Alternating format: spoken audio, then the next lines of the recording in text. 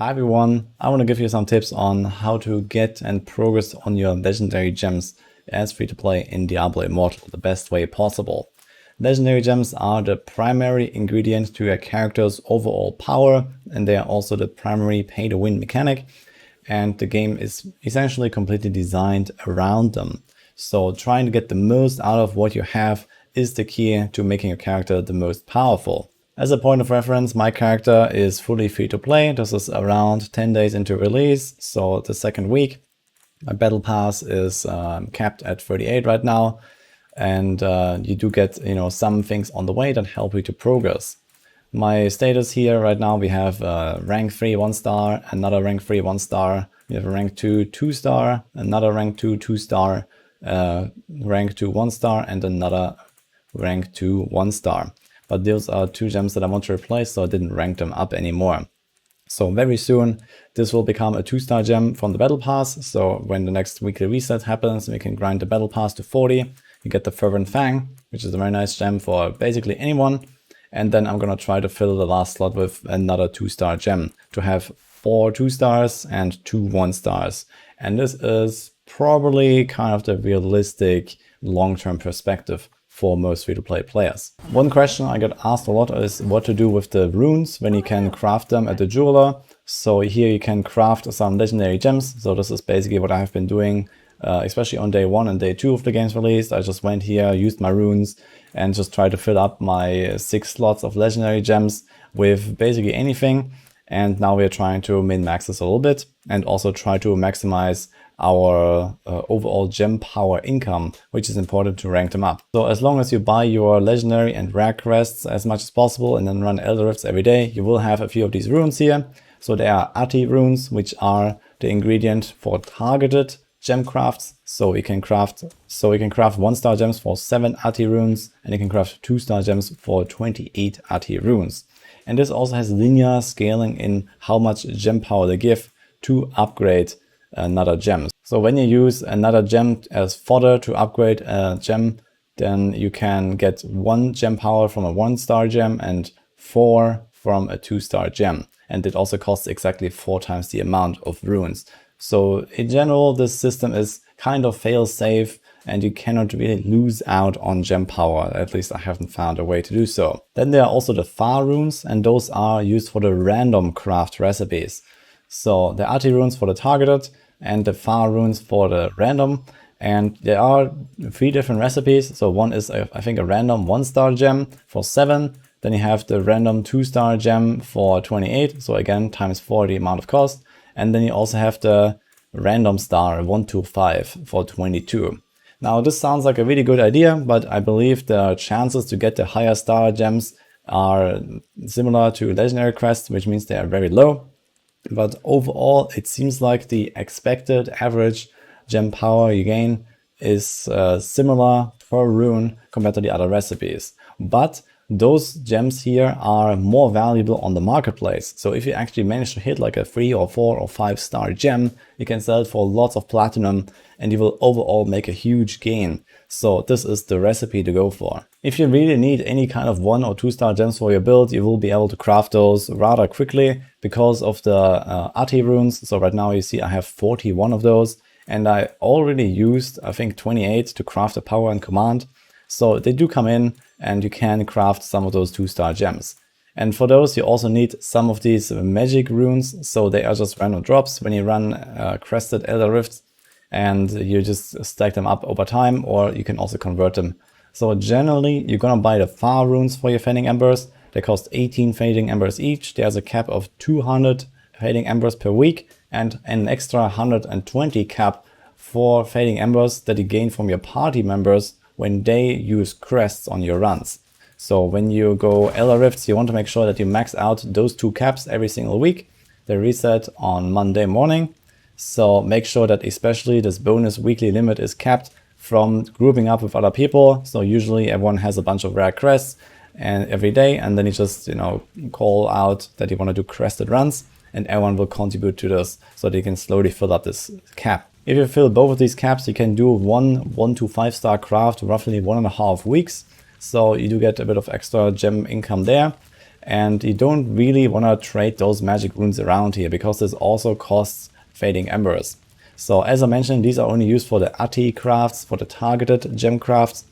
I would maybe consider this, you know, just very early on. If there's like 1 2-star gem that you really want to craft, then you can convert a rune back and forth.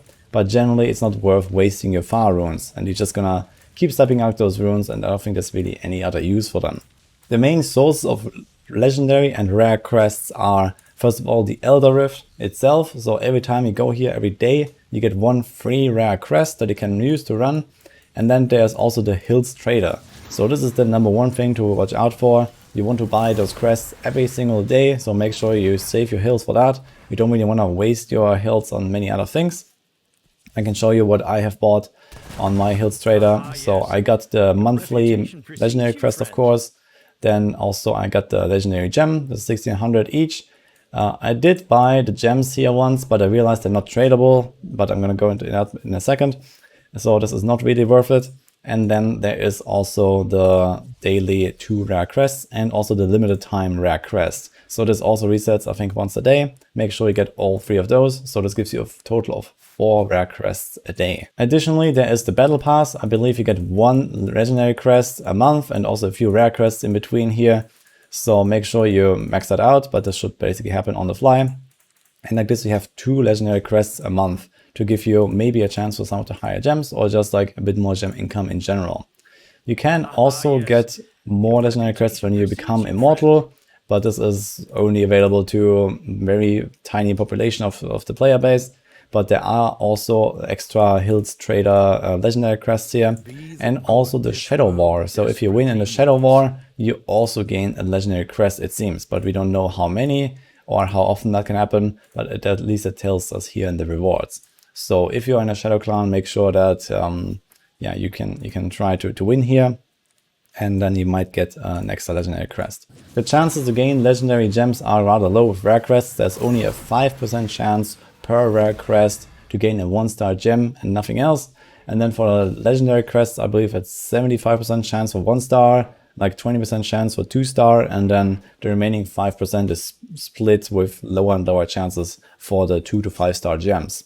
So getting a 5 out of 5 is something like 2,000 legendary crests, I believe. So this will take basically forever. You can completely forget about it unless you win the lottery. And you should focus on the 1 and 2-star gems only.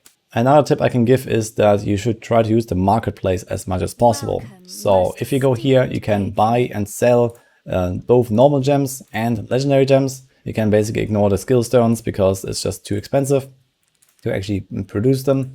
But you can see here that I keep selling some of my small normal gems that I find, and you can sell those that you find from being in the party. So when you play the game and you party up with 3 other people, you will get a gem buff, and it allows you to find those normal gems basically no matter where, just grinding outdoors, grinding dungeons, whatever, as long as you're in a party.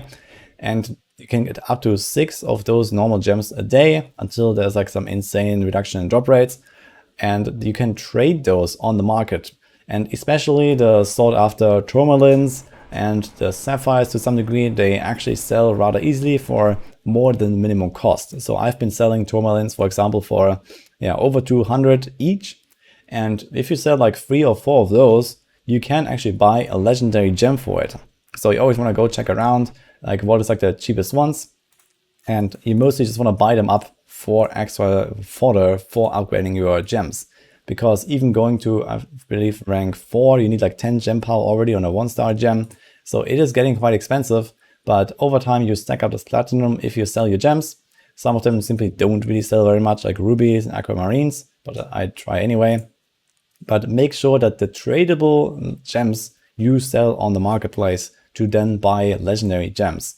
The very tiny increase in stats, in life or damage or whatever, doesn't really matter all that much. And instead you want to make sure that you boost your legendary gems as much as possible. And then you just go look around for like the cheapest ones and you just buy them up.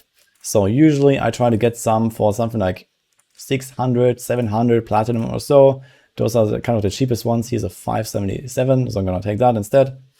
And you basically just like buy the cheapest ones here for fodder. Theoretically, long term, you could also try to stack up enough platinum to buy one of the 2 out of 5 star gems. So you see, for example, here, this is a pretty good gem and it only has 2 stars and it costs 20k. So this is actually a goal that you can achieve if you just, stack up enough for it.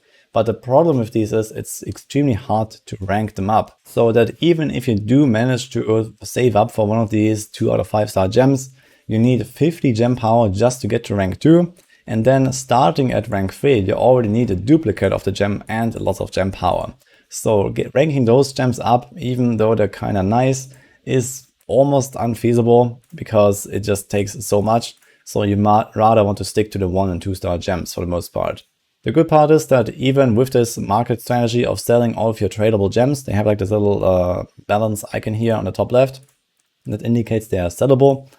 You can slowly progress up your regular gems anyway, up to rank 5, and afterwards it will require you to spend platinum to upgrade your gems. So you probably don't really want to do that much long term anyway, because you want to focus on the legendary gems as much as possible. But maybe you're going to try to slowly rank up your normal gems as well, but you can do so from the account bound normal gems that you find.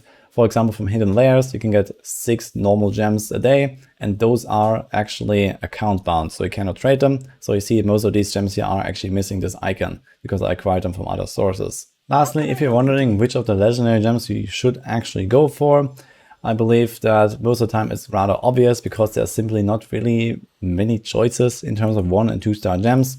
Generally, you want the higher stars, especially the 2 star gems have usually way better effects than 1 star gems. And as I mentioned, the 2 to 5 star gems are basically out of reach completely.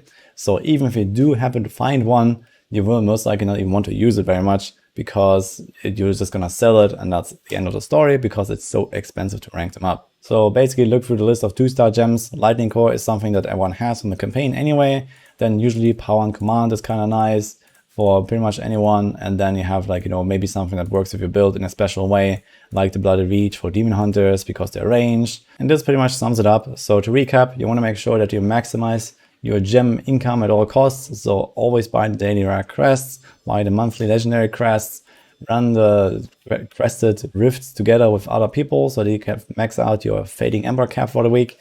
Then craft either the gems that you want or just extra fodder here so they can rank up your gems slowly.